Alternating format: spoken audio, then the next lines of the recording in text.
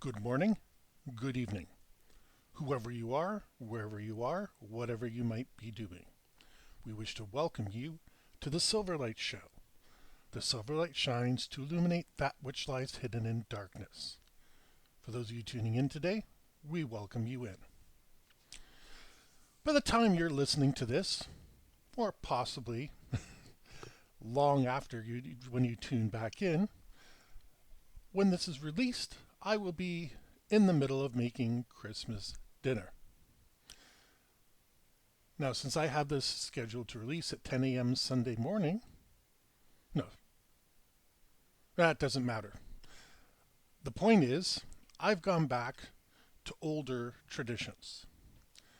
And it's amazing how well they work out. Just as an example, I try to do this every single year. Bring one thing my family used to really enjoy and put it back on the table. And it usually meets with some fairly good success. For example, I brought back Yorkshire puddings 2 years ago. And everybody was so amazed. Wow, these are so puffy and light and they're everything they're supposed to be. My grandmother used to make those, so it's been decades since this happened. This year, I'm just doing a simple appetizer, but I'll be getting my daughter to make it because it's essentially a chip dip or a tortilla chip dip to be more exact. And she might not really value that knowledge now, but the time will come when she's going to host a party, and this literally takes a couple minutes to put together. And people love it. It's that cream cheese, salsa, and shredded cheese on top dip. People eat the heck out of that thing.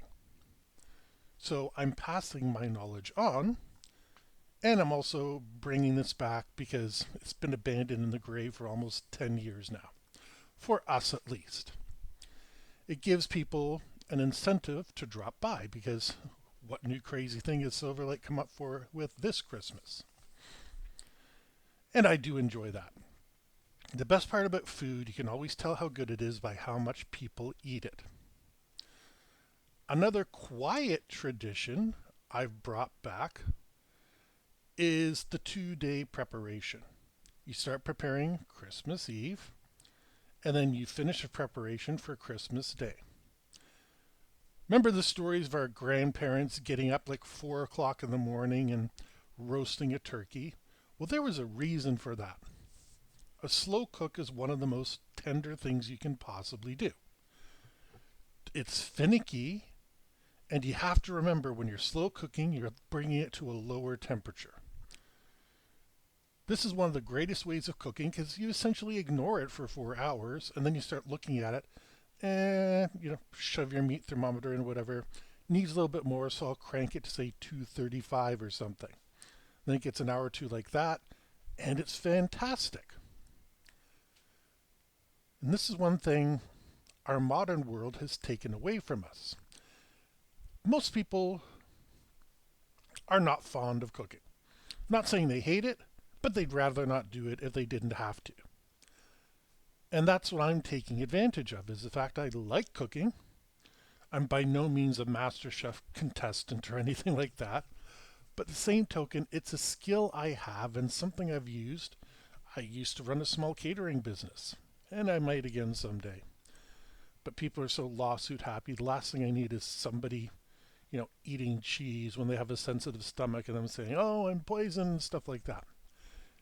Insurance has ruined the game for everybody. And I don't feel like doing that under the table because, again, if I do it under the table, then insurance isn't going to protect me and I don't know what legal trouble I might be in. That all off to the side. The nice part about a long cook is you have so much time to do everything else.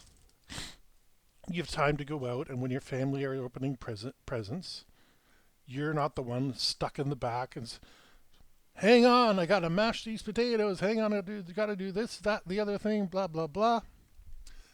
Yeah, simply not an issue for me. Now, the real trick comes in the timing. Because you got your green beans, your mashed potato, your two, three, whatever entrees that you're serving, and it all has to come out, and people are expecting it to be hot. This is where things get difficult. But it's by no means impossible, especially when you're using the long cooking method. And remember,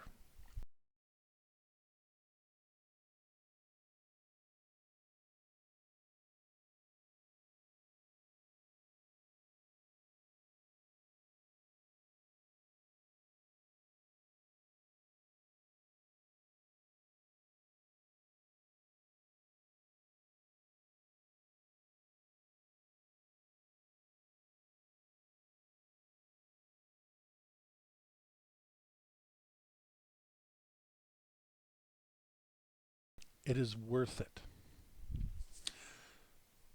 I find myself at an interesting problem because despite my protestations, people keep buying me gifts.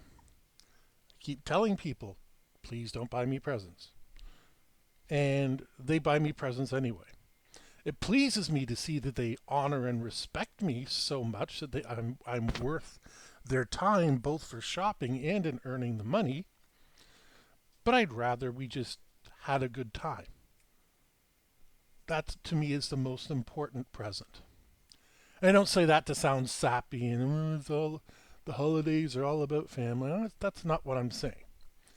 Because you know what? My happiness comes from not going to that zoo of a mall.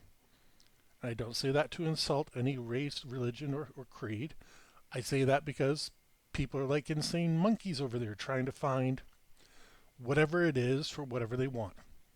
I know somebody who's going on Saturday to go shopping.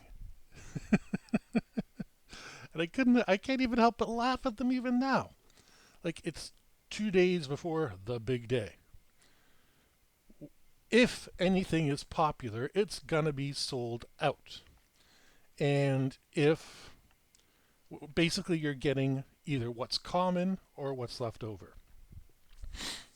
The problem that we have in the modern day, because of Amazon, Walmart, and all these other big box stores, is unless somebody has a particular need, let's just say your feet hurt you, and you want one of those bubble bath machines where you turn it on and it vibrates and it gives off the little bubbles and stuff like that. If that person manages to guess or you told them that, that's fantastic. But trying to guess what people like, this is not a psychic holiday. This is a holiday about family. And all those people are out there, and I used to be one of those people many years ago. And you're running around last minute and just trying to pick off something off the shelf and anything you think that person might like. My parents, for example, are impossible to buy for. They're in their they're in their latter part of their years. Let's put it that way. They're 70s and 80s. I think I can reveal that. And I'm not saying they had an easy life, but everything they want, they either already bought it or they've they've got a better one in mind than you can possibly afford. My wife keeps heckling me, "What do your parents want?" Nothing. Nothing at all. And if I was running to that mall today or tomorrow or anything else, I would be scared witless.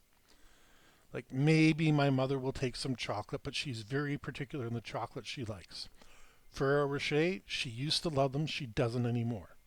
Lindor, she used to like them, she doesn't like them anymore. And she's also, how do I say this? She's trying to be responsible. She loves chocolate. Everybody loves chocolate that can physically eat chocolate. I understand there's allergies out there or the fact that it's mixed with milk. Maybe you can't eat it, but you probably still like the taste of it. And she is trying not to have it around as a temptation. She has all the ornaments anybody might want. There's nothing you can purchase her because she just has no need for it. Her house is filled with anything you can imagine. Half the times, this is my father. It's impossible to buy for him as well, but he usually gives me a suggestion. My father, I haven't bought a new tool in a few years. And I'm looking around, I'm not far from my tool chest. I can't even think of what the last tool I bought was. Oh no, I do some really stupidly specialized wrenches so that I could deal with really, really stupidly small stuff when I was trying to get my 3D printer working. And most of the time, I pick up the phone, I call my dad. Hey, do you have a router? Yes, I do. I'll bring it by Tuesday, Wednesday, whatever it is. Hey, do you got a skill saw? Yes, I do. I'll bring it back Tuesday, Wednesday, whatever it is. You see where I'm going with this. What can I buy a man like that? When I was young, he always wanted a ship in a bottle. I forget where it was. And I found an actual ship in the bottle kit. I was like, finally, this is something my dad's always wanted to do. I got him what he wants. And he unwrapped it. Oh, that's neat. It's still sitting in his rec room to this day, minimum 20 years later. I'm probably going to inherit the damn thing. But this is what I'm saying about me and most people. Whatever you're giving us, either we already have it or, you know, look look at my little girl. I'm just going to pick on her for a minute. It used to be real easy to buy a stuffed animal or something with her. Half of her bed is covered in stuffed animals. And we have one stuffed animal we call Spooky Puppy. And Spooky Puppy is a little dog. It's a black and white thing. And when she was 8, she suddenly decided she was afraid of it. And I put it in my office, and I'll be honest, I was getting kind of used to it being in here. Then, as time went on, suddenly she wanted it back. What can I say? I think she was 10 or so at the time. What am I going to say? No, you can't have this stuffed animal that was given to you that's probably had 3 owners before you. No, you can't have it. No, can't say that. I gave it to her. And that's that story. She has so many stuffed animals, she doesn't need another one. And I bet you she's going to get more. She's an 11-year-old, and she's already run out of a gift category. So, unless you really know what somebody is into, it's just so hard to give a real, thoughtful gift. Then you start having to know somebody and starting to spend money. We had an immersion blender, and it was going down the tubes. The engine was struggling because it was slipping on occasion. There was a way to control it if you held the bottom part together, etc. Now, my darling wife didn't know about that, and she tried to power through it and rev the engine and burnt everything out and stripped some metal piece out of it that I don't even know where it is, so I can't even try to fix it. So you know what? I bought another one, but it's not a present for her. It's something for the family to have. I wouldn't dare give her that as one of her presents, because that's considered insulting. And don't even get me started on gift cards. What a scam. You have your gift card, you give it to the person. If they don't use it within a year, it expires. Unless you're like me and you're willing to go through and fight. And that's the final thing I wish to talk about. Fighting. You know, Silverlight is a little hellcat, and I'll never stop being one. Now, I got my holiday groceries delivered, which I usually do about now to make sure everything is as fresh as possible. But the same token, you know, it's not lying around and developing funky fungus on it or anything like that. And on the bill, you may call me petty for this, all you like. On the bill, they charged me for 9 bags, but they only gave me 3, and 2 of them were ripped. I very politely put a complaint together, and, you know, 3 bags, 9 bags. I kind of understand, but the same token, the ones you gave me weren't even good. And they did two things for me. One thing, I bought a nice prime rib because my dad was grousing for it, and I could cook prime ribs, not an issue. But they took $40 off the price. And then they emailed me and said, oh, our software systems said that you would need 9 bags to put your stuff in, but you only use 3. So we're going to give you like $1 back or whatever the hell it was. She didn't mention reducing the price of the roast beef, but they did. And I'm just like, thank you. I'll take the $41 off of a grocery bill any way, shape, or form. It was going to be expensive. And I'm so glad that I was being petty with the grocery bags. I was more annoyed that they were ripped and I couldn't use them. But there's no way their program could have possibly estimated that they needed 9 bags. It fit in 3 bags. It wasn't overweighted. There was no problem with it. But it was worth my time because it took me seconds to write the email. If they said nothing, so be it. But they didn't. They did 2 things for me. That makes me very happy indeed. So remember, the holiday is about family, not about gifts.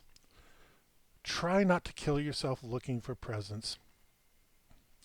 It's just not worth your time. And remember, even though it's a holiday season and we're supposed to